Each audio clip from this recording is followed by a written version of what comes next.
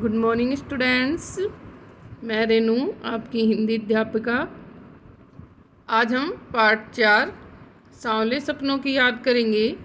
इसके लेखक हैं जाबिर हुसैन। इन जीवन परिचय। सन 1945 में बिहार में नालंदा जिले के नौनही राजगीर नामक गांव में जाबिर हुसैन का जन्म हुआ था। उनकी प्रारंभिक शिक्षा गांव में हुई। उच्च शिक्षा प्राप्त कर उन्होंने अंग्रेजी भाषा और साहित्य के प्राध्यापक पद पर कार्य किया। इन्होंने राजनीति में सक्रिय भाग लिया और सन 1977 में मुंगेर से बिहार विधानसभा के सदस्य निर्वाचित हुए और मंत्रिमंडल के स्थान प्राप्त किया। सन 1995 में वह बिहार विधान परिषद के सभापति हैं। जाबिर हुसैन की साहित्यिक रचनाएं एक नदी रेत भरी, लोगों, अतीत का चेहरा जो आगे है, डोला बीबी की मंजार। साहित्यिक विशेषता इनकी। जाबिर हुसैन ने अपने लंबे राजनीतिक एवं सामाजिक जीवन के अनुभवों में उपस्थित आम आदमियों के संघर्षों को अपने साहित्य में प्रकट किया है। उनकी डायरियों में संघर्षरत आम आदमी और विशिष्ट व्यक्तियों के सजीव चित्रण की काफ़ी चर्चा और प्रशंसा हुई है। उन्होंने डायरी विधा में एक अभिनव प्रयोग किया है जो अपनी प्रस्तुति शैली और शिल्प में नवीन है। भाषा शैली है इनकी। जाबिर हुसैन ने सरल, सहज, भावात्मक भाषा को अपनाया है। उनकी भाषा भावों को व्यक्त करने में सक्षम है। जाबिर हुसैन का हिंदी, उर्दू और अंग्रेजी तीनों भाषाओं पर समान अधिकार था।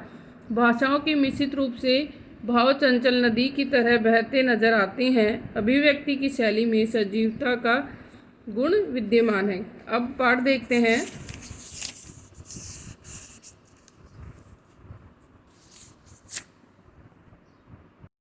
सांवले सपनों की याद। पाठ का परिचय। पक्षियों के बारे में जानने का शौक वर्डवाचर कहलाता है। वर्डवाचर क्या कहलाता है? पक्षियों के बारे में जानने का शौक। सालिम अली प्रसिद्ध बर्डवाचर थे और भारतीय पक्षियों के बारे में उनका ज्ञान अद्भुत था। उनका सारा जीवन पक्षी विज्ञान को समर्पित रहा। उनका जन्म 1896 में और निधन 1987 में हुआ। सालिम अली के निधन में जाबिर हुसैन के मन में जो दुख उमड़ा था उसी को उन्होंने यहाँ कलमबंद किया है, यानी उनके बारे में लिखा है। इसमें सालिम अली के जीवन, उनकी सादगी और उनके लगन का सुंदर चित्रण हुआ है। तो ये पाठ किसके बारे में बेटा? ये पाठ है सालिम अली के बारे में, जो हैं एक बर्ड वाचिंग। तो उन्हीं के बारे में यहाँ पर लिखा है कि जाबिर हुसैन के मन में जब उनका निधन हो गया तो उनके कारण उनके जो जाबिर हुसैन है जो लेखक, उनके मन में किस प्रकार से दुख उमड़ा, उन्हीं को उन्हें इसके अंदर लिखा है। सुनहरे परिंदों के खूबसूरत पंखों पर सवार सांवले सपनों का एक हजूम मौत की खामोश वादी की तरफ अग्रसर है। कोई रोक टोक सके कहाँ संभव है। तो यहाँ पर कि सुनहरे परिंदों के खूबसूरत पंखों पर सवार सांवले सपनों का एक हजूम मौत की खामोश वादियों की ओर अग्रसर है, यानी जो ये सालिम अली की मृत्यु हो गई उसके बारे में लिख रहे हैं कि वो मृत्यु की ओर जा रहे हैं, कोई उनको रोक नहीं सकता। यह हुजूम में आगे आगे चल रहे हैं सालिम अली, अपने कंधों पर सैलानियों की तरह अपने अंतहीन सफ़र का बोझ उठाए। लेकिन यह सफ़र पिछले तमाम सफ़रों से भिन्न है। भीड़ भाड़ की ज़िंदगी और तनाव के माहौल से सालिम अली का यह आखिरी पलायन है। अब तो वो उस वन पक्षी की तरह प्रकृति में विलीन हो रहे हैं जो ज़िंदगी का आखिरी गीत गाने के बाद मौत की गोद में जा बसा हो। कोई अपने जिस्म की हरारत और दिल की धड़कन देकर भी उसे लौटाना चाहे तो वह पक्षी अपने सपनों के गीत दोबारा कैसे गा सकेगा। यानी एक बार जिसकी मृत्यु हो जाए उसको चाहे कोई दिल की धड़कन दे दे अपनी, लेकिन फिर भी वो वापस जिंदा नहीं हो सकता। मुझे नहीं लगता कोई इस सोए हुए पक्षी को जगाना चाहेगा। वर्षों पूर्व खुद सालिम अली ने कहा था कि लोग पक्षियों को आदमी की नज़र से देखना चाहते हैं। यह उनकी भूल है। ठीक उसी तरह जैसे जंगलों और पहाड़ों, झरनों और आबशारों को वो प्रकृति की नज़र से देखने को उत्सुक रहते हैं।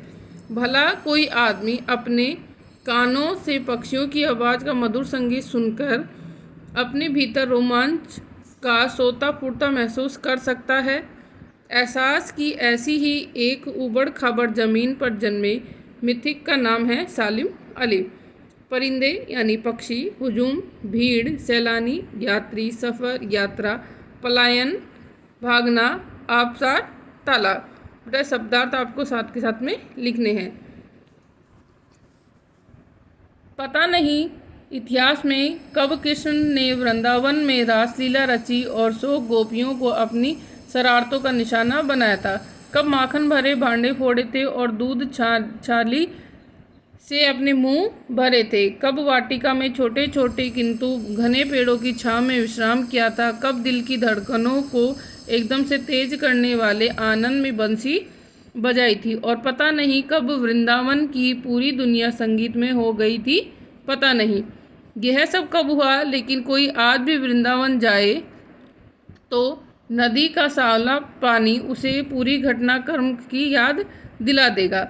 हर सुबह सूरज निकलने से पहले जब पतली गलियों से उत्साह भरी भीड़ नदी की ओर बढ़ती है तो लगता है जैसे उस भीड़ को चीरकर अचानक कोई सामने आएगा और बंसी की आवाज़ पर सब किसी के कदम थम जाएंगे। हर शाम सूरज ढलने से पहले जब वाटिका का माली सैलानियों की हिदायत देने लगा देगा तो लगता है जैसे बस कुछ ही क्षणों में वो कहीं से आ टपकेगा और संगीत का जादू वाटिका के भरे पूरे माहौल पर छा जाएगा।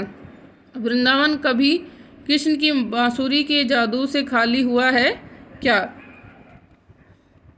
मिथकों की दुनिया में इस सवाल का जवाब तलाश करने से पहले एक नज़र कमज़ोर काया वाले उस व्यक्ति पर डाली जाए जिसे हम सालिम अली के नाम से जानते हैं। उम्र को 70 तक पहुंचने में थोड़े ही दिन तो बच रहे थे, यानी 100 वर्ष के होने में कुछ समय ही तो बच रहा था। संभव है लंबी यात्राओं की थकान ने उनके शरीर को कमज़ोर कर दिया था और कैंसर जैसी जानलेवा बीमारी उनकी मौत का कारण बनी हो, लेकिन अंतिम समय तक मौत उनकी आंखों से वह रोशनी छीनने में सफल नहीं हुई जो पक्षियों की तलाश और उनकी हिफाजत के प्रति समर्पित थी। सालिम अली की आंखों पर चढ़ी दूरबीन उनकी मौत के बाद ही तो उतरी थी, यानी वो दूरबीन से दूर पक्षियों को देखा करते थे और उनकी मृत्यु हुई थी किसके कारण? कैंसर की बीमारी के कारण। सोता झरना महसूस करना, अनुभव करना, उत्सुक, इच्छुक, एहसास, अनुभव, मिथिक, पुराने विश्वास, रोमांच, सिहरन, वाटिका, बगीचा, हिदायत, निर्देश, काया, शरीर, हिफाजत, सुरक्षा। तो आपको ये शब्दार्थ करने हैं, बाकी चैप्टर कल पढ़ेंगे। Thank you.